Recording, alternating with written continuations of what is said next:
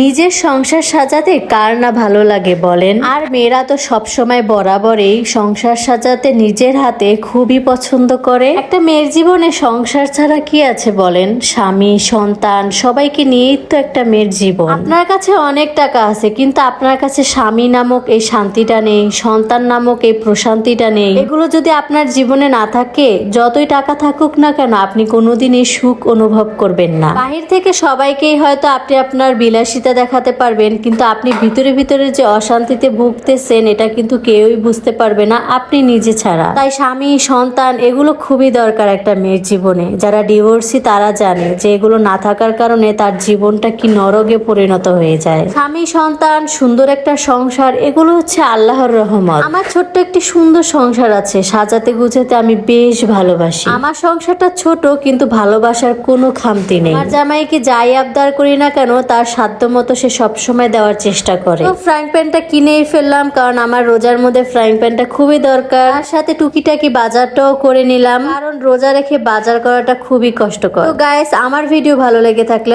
অবশ্যই একটা শেয়ার করে যাবা।